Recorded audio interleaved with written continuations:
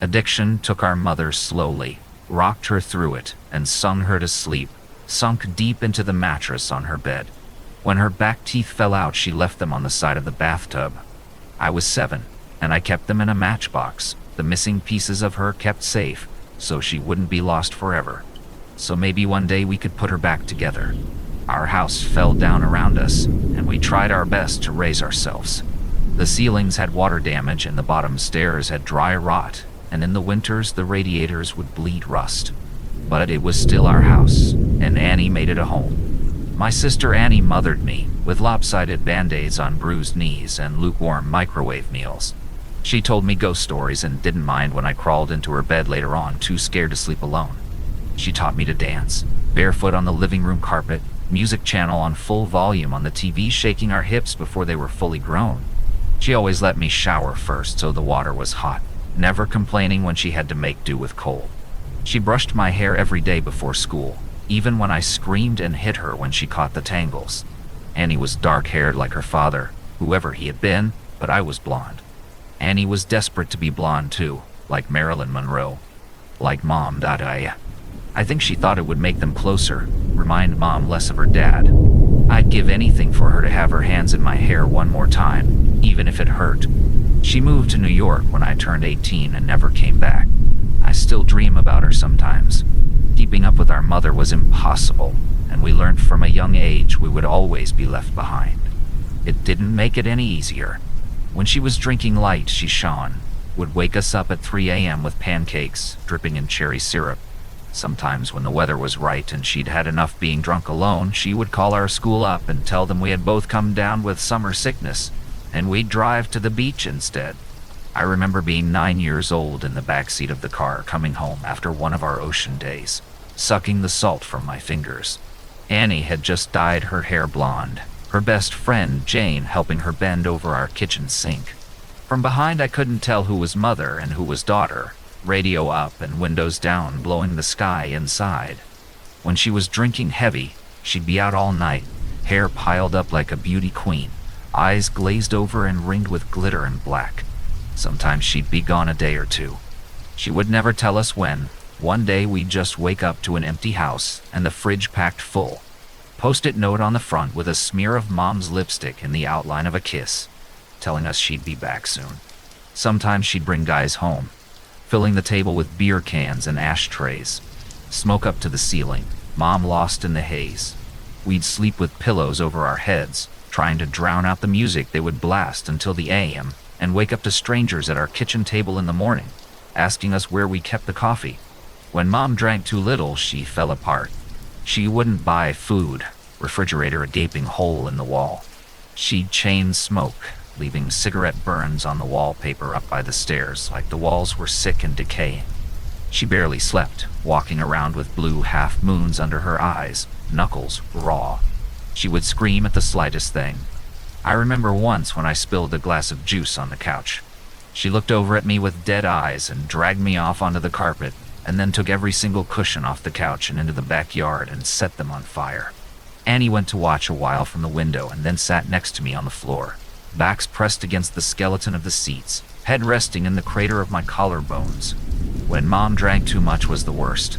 She'd laugh too loud and too long at anything and everything, until her mouth started to shake and she started crying at the breakfast table into her cereal. Annie shut down when Mom was like this, went somewhere deep inside herself where nobody could hurt her. She'd stay up until the morning watching old black and white movies on TV, whispering the lines she knew by heart like prayers. When I was 5, I'd cry when I'd find Mom passed out cold on her bed, sure she would never wake up. Annie would wipe my tears, tell me she was only sleeping just like the princesses in my storybook. We'd sit on Mom's bed together and wait for her to wake up. When we were older, I was the one who would pick Mom up off the bathroom floor again and again, and Annie would put her to bed, smoothing her hair off her face and the vomit from her mouth, changing her clothes if she'd pissed herself. Watching them then, there was no doubt that Annie was the mother now. It was October and I was 13, Annie 16. It was a Wednesday night and Mom had been gone for 2 days. She'd called us that morning from a payphone, voice slurring down the line, telling us she was having the best time with all her new friends, hoped we were doing fine. When she asked me if I was having a good birthday, I hung up on her. My birthday had been the day before. Annie had given me a pile of presents, strawberry lip glosses, and glittery nail polishes. I didn't ask where she'd got the money for them. I didn't care. We'd taken the bus to the beach with Jane, eaten the birthday cake she had made for me, sand getting into the frosting. It tasted like sweetness in the sea, and I savored every bite and scrape of sugar against my teeth.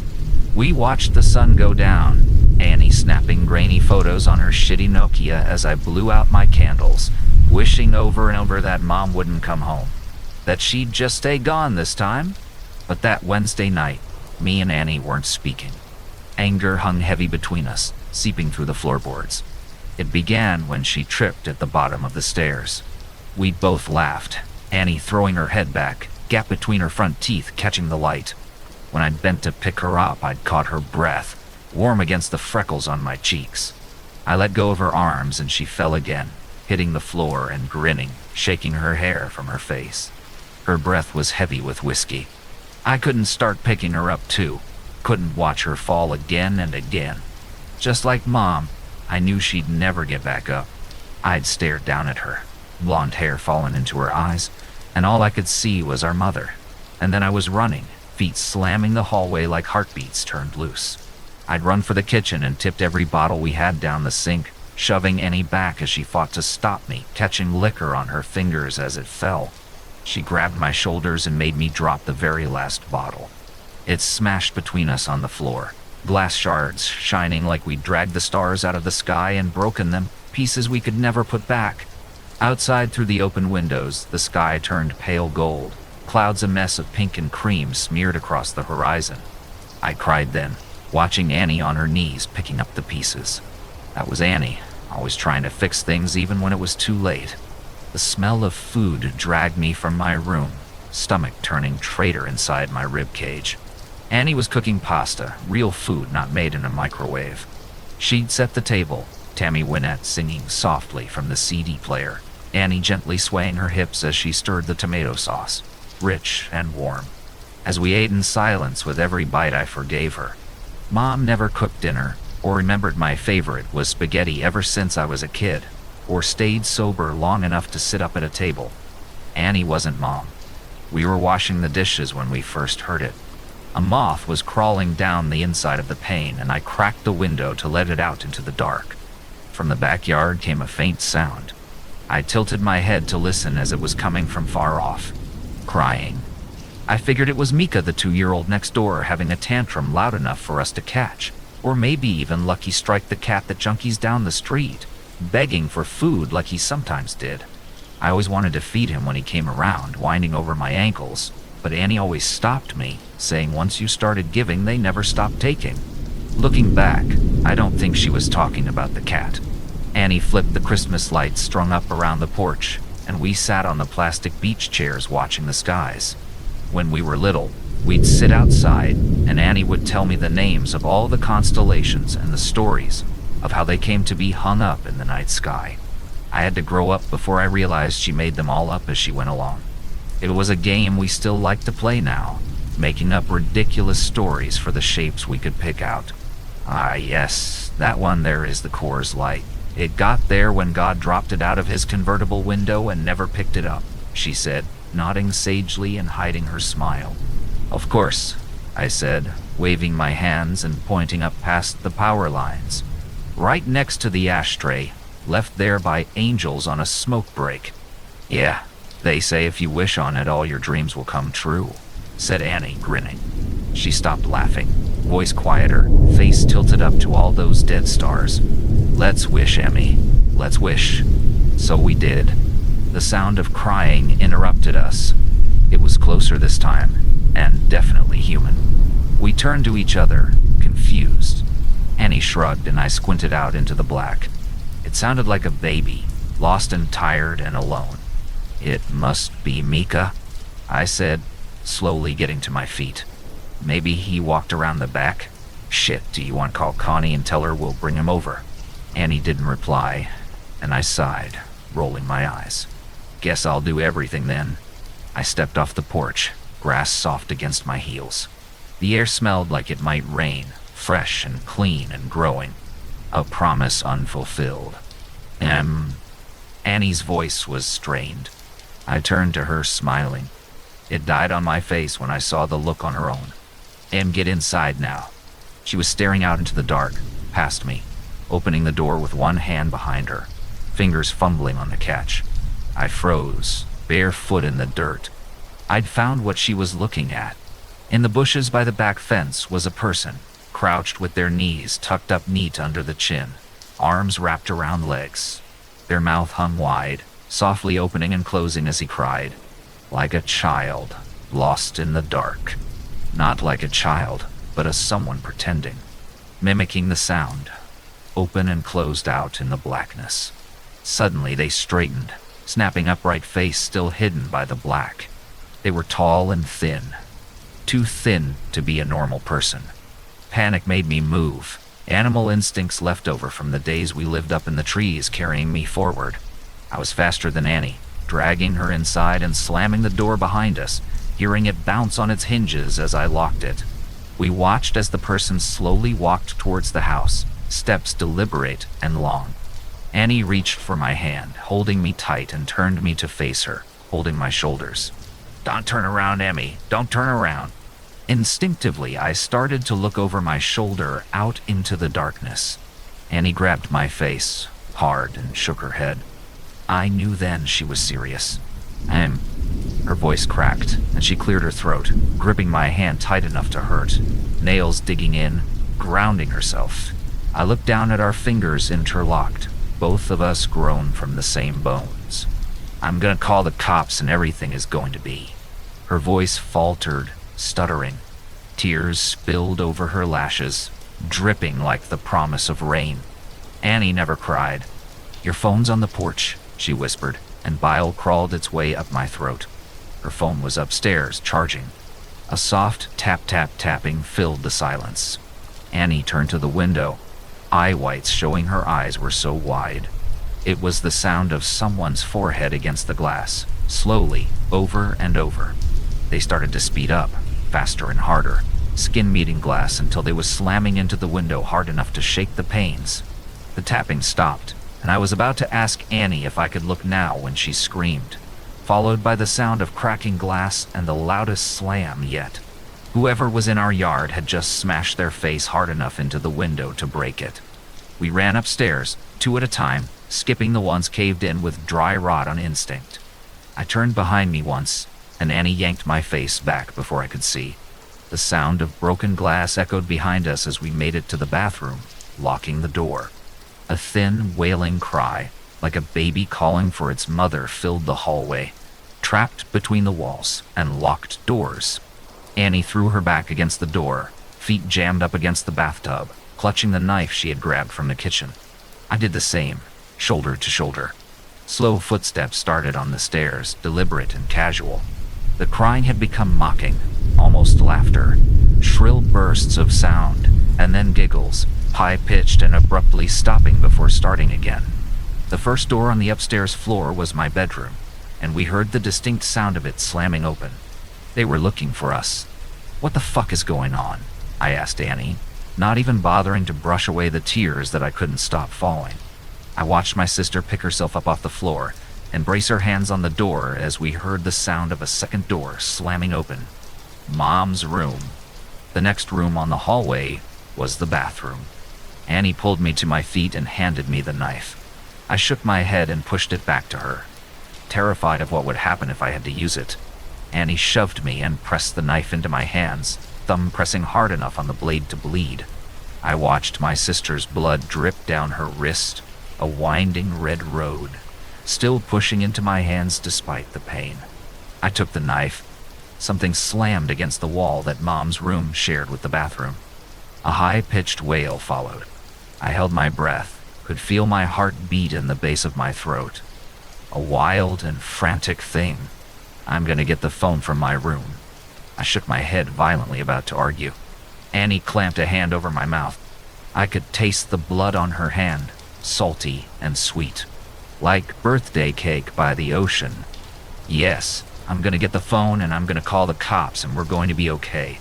I shook my head again. It's the only way. When I go, I need you to lock the door and you don't open it for anything or anyone. Not for me, not for anyone. Promise me. I shook my head, and Annie pressed her hand into my mouth, crushing my teeth against my lips so it made my eyes water. Yes, promise me, Em. Something smashed in the room next door. Annie brushed the hair off my face, gently tucking it behind my ear.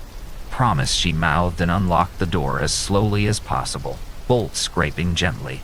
I watched the curve of her shoulder disappear into the black hall outside, like the moon in eclipse, and then she was gone. I couldn't move or breathe for a second, and then I slammed the bolt shut just as something bounced off the outside of the door. A high-pitched scream followed, handle rattling up and down hard enough to pop one of the screws. I watched it roll towards me on the tiles, and then silence. I sat with my back to the door, holding the knife and wishing I was holding Annie's hand instead. Still silence. Nothing but me and my lungs slowly filling the room with my breath. Em, came a voice through the door. I started, hands gripping the knife. Honey, what's going on? Mom, my voice cracked. Mama, is that you? I wrapped my arms around myself, shaking, trying to keep myself still. Sweetie, it's okay, just open the door. It's okay, just let me in. The handle rattled again, gentler. Just let me in. It's all okay. She banged on the door and I took my handle of the bolt. Honey, I'm sorry. I'm sorry I missed your birthday. I'm sorry I'm such a terrible mother. Please! Her voice broke and she started to cry. Just let me in, baby. I'm so sorry. I screwed my eyes shut.